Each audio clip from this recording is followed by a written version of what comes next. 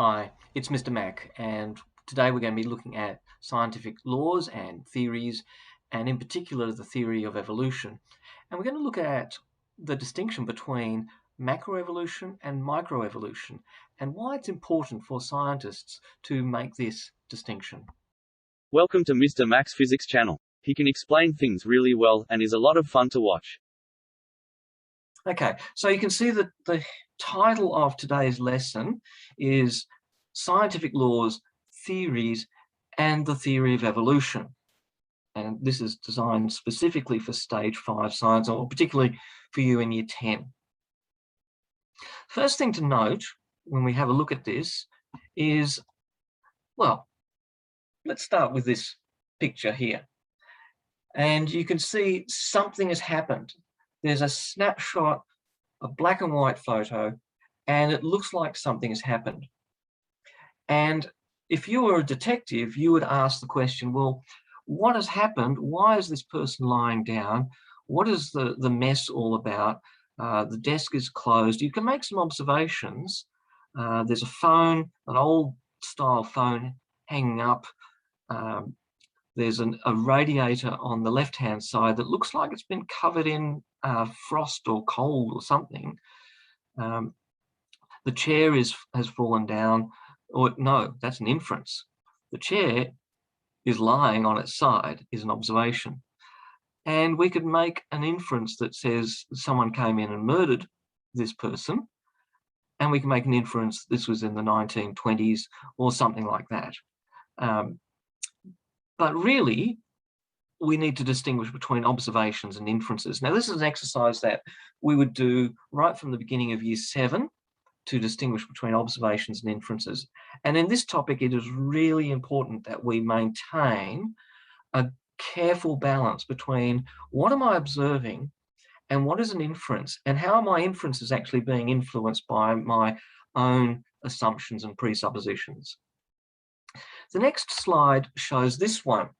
Now, some of you may be familiar with this shape. I've had the privilege of taking my family over to England and visiting Stonehenge. This is a brilliant piece of, well, what's the inference that we can draw from this? We could observe that there are stone pillars that are narrow. Looks like there's horizontal stone on top of two vertical pieces of stone. We can make an inference that some human has put them there. Or if you follow Doctor Who, you have a different inference that this broadcasts all sorts of things to the universe. We can make all sorts of inferences based on this. It's called Stonehenge, and we need to, again, distinguish between what are observations and what are inferences.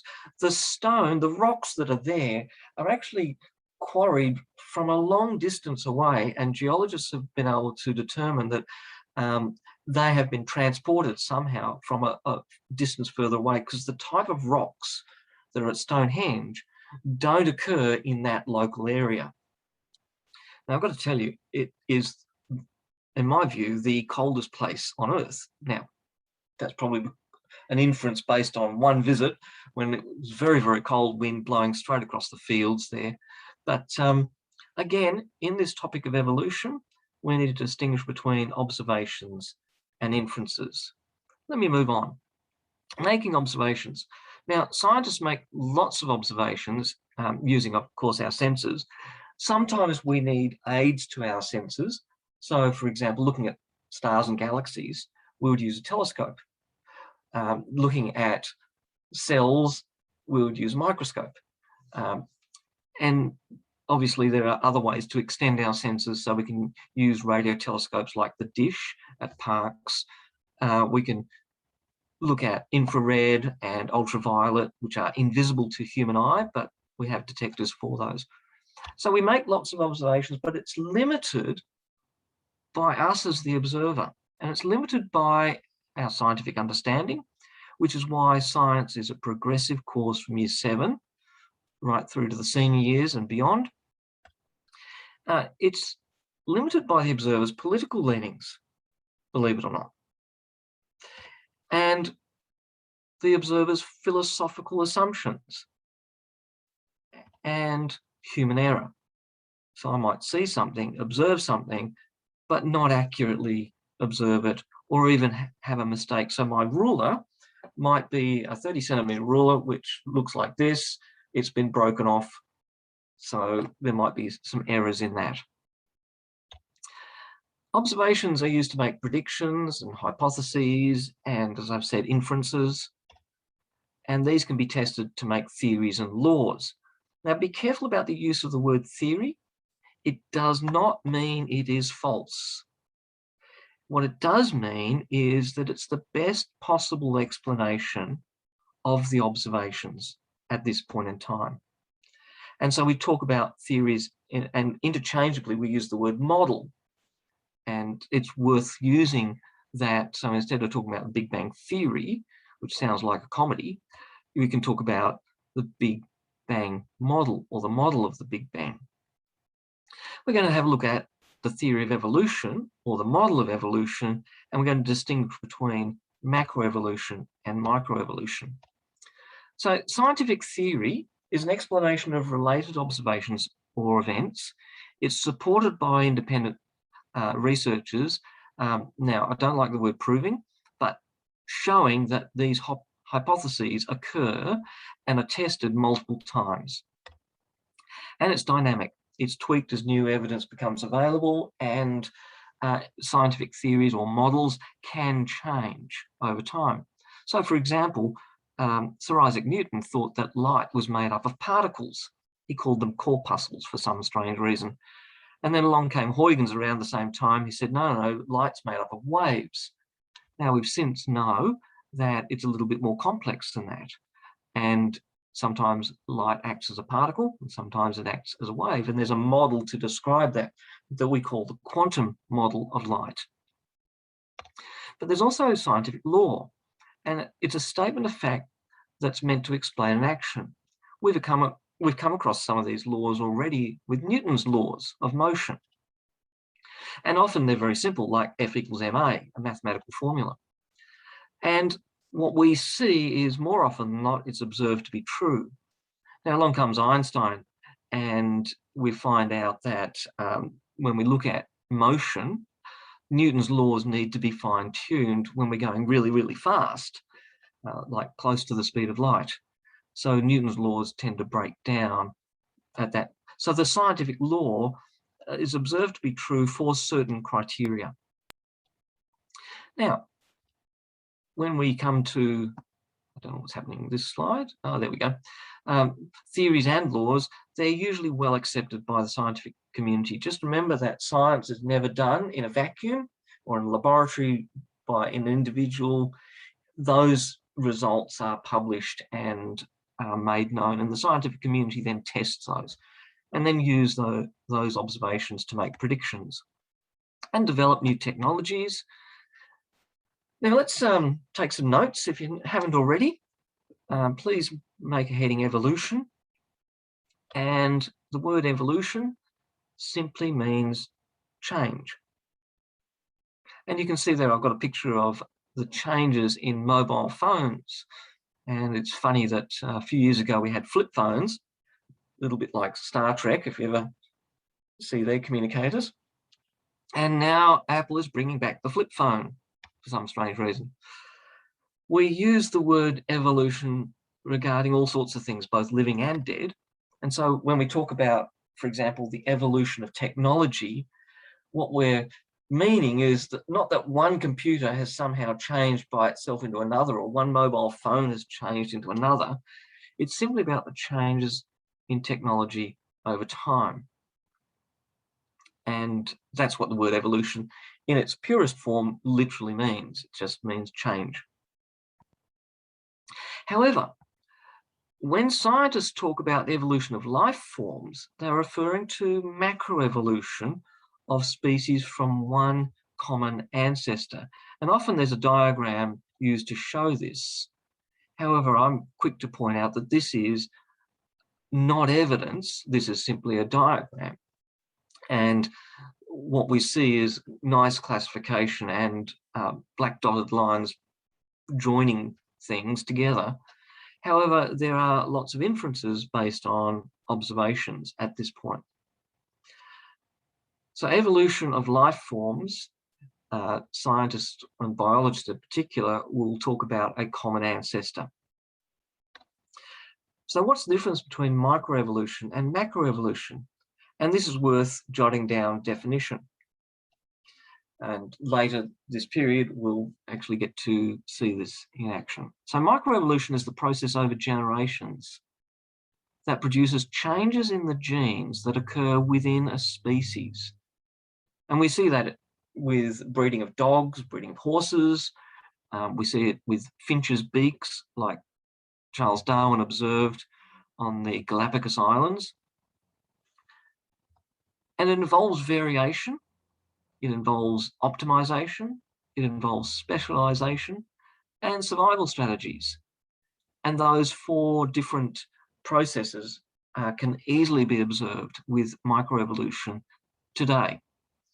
We see sometimes there's also microevolution amongst viruses such as COVID-19, and there are adaptations and changes that occur. And we talk about the Delta strain as being more contagious than the previous ones. So that's microevolution, and that occurs and is easily observable with processes that occur today. Macroevolution is the process over generations that produces a new species from a pre-existing species. For example, birds evolving from reptiles. And there's a famous fossil of something that's been named the Archaeopteryx, which seems to show a reptile with feathers and wings. We'll have to have a look at the details of that more carefully, but macroevolution involves construction. It involves novelties, and I don't mean just new playthings. Novelties means that there is some sort of new part of the species that has developed over generations that wasn't there prior, and the formation of body plans. And we'll see this in a minute. So the theory of evolution, and here's a fossil of the Archaeopteryx bird, shown with an inference or an assumption that it comes from the Jurassic period. So just remember, when we looked at the geological ages, that the Jurassic period was one of those. And it's a very clever sort of bridge between, if you like to think, the birds and reptiles. And at school, we actually have a plaster cast of this fossil, and we can actually have a look at it. Now, here's the famous man, Charles Darwin. Our capital of the Northern Territory was named after him, and there's a Charles Darwin University also in that city named after him. Now, Charles Darwin proposed the theory of evolution based on his observations of living things made on his voyage around the world on the ship HMS Beagle. And this is what he came up with, something similar to the diagram I showed before, that there's a common ancestor of all living organisms. So he proposes that life on Earth has changed over a long period of time, and that different species have developed from a common ancestor. And this is also known as macroevolution. Now, the theory of evolution has been added to since Charles Darwin with Mendelian genetics. So all the stuff that we did in genetics has been added in to produce a model of describing how living organisms today have developed from a common ancestor. So that's macroevolution. And what is the evidence for evolution? Well, this is a drawing, 4 drawings of finches, and focusing on their heads, and in particular the changes in their beaks. And you'll notice that some look a little bit like a big fat parrot's beak, and some are small and narrow and can probably get in and get the nectar, and others can good at crushing seeds. And these were the observations that Darwin made on the different islands of the Galapagos Islands. And there are many pieces of evidence to show microevolution, such as these finches that Darwin observed.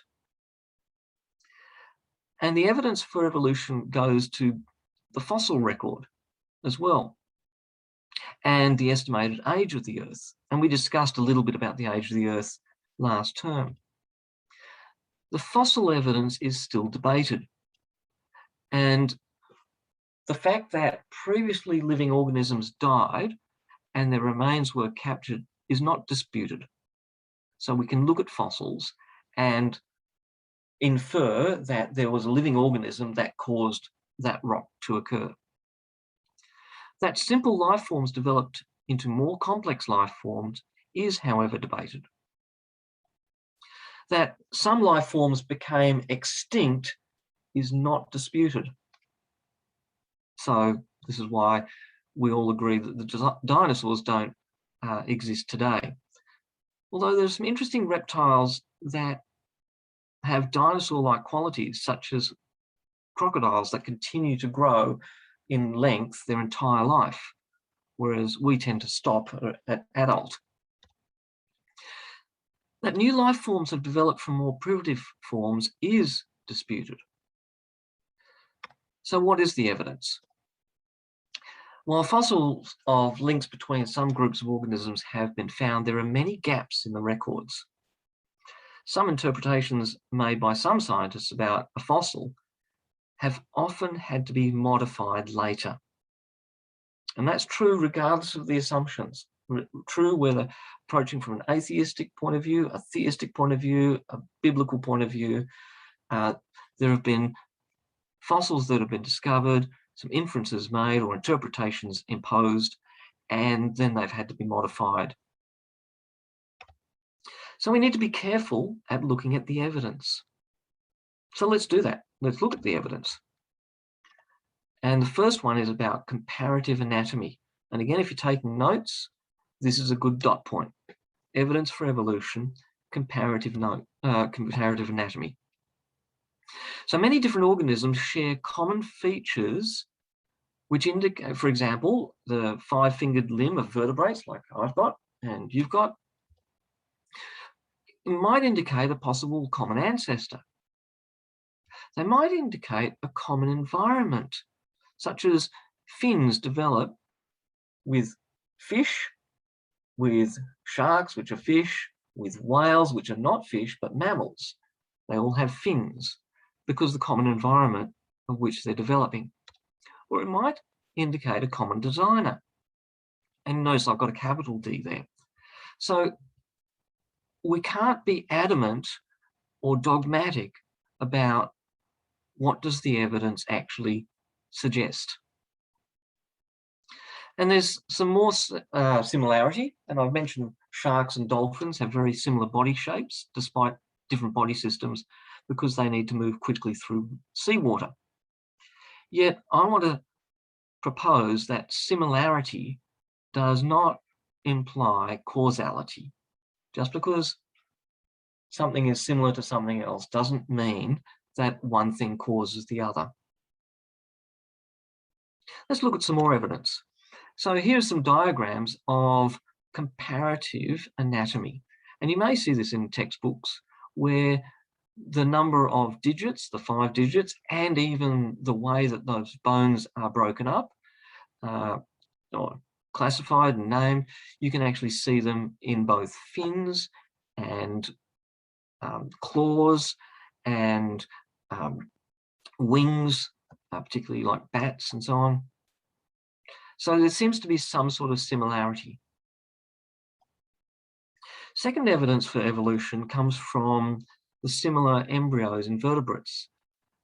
And so you can see there that there are 8 different embryos shown in different stages of development. And it looks like the top line, they're all very, very, very similar. And this has been interpreted as evidence for a common ancestor. Today, however, this view is rejected even by evolutionists.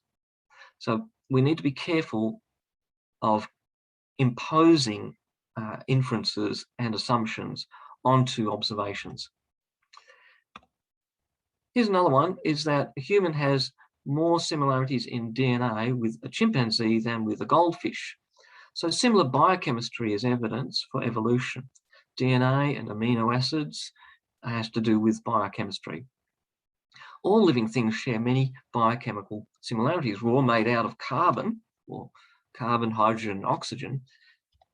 And some scientists interpret this as meaning that the more similar the DNA, the more closely they are related in evolutionary terms.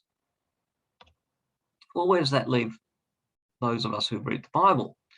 Evolution is one of the most strongly debated concepts in how science and the Bible meet and interact. And it continues to be debated. But it's not simply two views. It's not simply there is the Bible's view and then there's the science view. That would be false understanding. And I've listed 4 different views, and this is not exhaustive, but it helps you understand a little bit. That there's atheistic evolutionism, theistic evolutionism, biblical evolutionism, and biblical fundamentalism. And I'm not going to unpack those this morning, but simply to label and then say that each one of those has their own set of assumptions that bring to bear on the scientific evidence. So what does the Bible indicate about life on Earth? Well, I'll leave it for you to read Genesis 1 in your own time. You probably already have. But as well as that, read Hebrews chapter 1, just the first 4 verses, to get a sound understanding of how the whole of the Bible talks about life on Earth. And what are the key things that we should understand from those passages? And I'll leave that for you. But here are some dangers, and I want to briefly highlight the dangers. If we accept that evolution occurred completely by chance, then we deny that God is the creator and sovereign. And that's where some people, such as Richard Dawkins, goes to with the logic of saying that because evolution occurs, therefore there is no God. And that's a problem. We are in an Anglican school, and Anglican Church has always accepted God exists and that God has spoken. So here's another danger. If as a Christian, we insist that a person cannot be a Christian unless they believe in a literal 24-hour, 6-day creation, then we're actually adding some extra condition to salvation on top of faith in Christ. So insisting that someone has to believe 6-day creation cannot be a measure of whether someone is a Christian or not. And Romans 3 and Galatians chapter 5 make it clear that we're not saved by anything extra other than trusting in Christ. And so if we're insisting on this, then that's a problem also. So where does that leave us? Do we have a resolution? Well, the Lord promised, you will know the truth, and the truth will set you free. Scientists cannot go back in time to redo the creation event as though it was some sort of experiment. Scientists can, however, look at modern-day processes and form inferences. Inferences may be incorrect, but observations can only be accurate or inaccurate, such as that first slide. Did you notice the frost on the heater? And can we make an inference that perhaps this person died from just sitting in a cold room and freezing to death, rather than being murdered? We need to trust the Creator who speaks the truth. So good theology and good science will agree, and I've got a couple of links, and you can find these on the slides. One goes for 6.5 minutes, the other goes for just over 9 minutes. So as we dig deeper into the theory of evolution and we look at evidence, we need to be very discerning as to what are observations, are they accurate, are they inaccurate, and what are inferences, are they right or are they wrong. I'm Mr. Mac. Thanks for watching.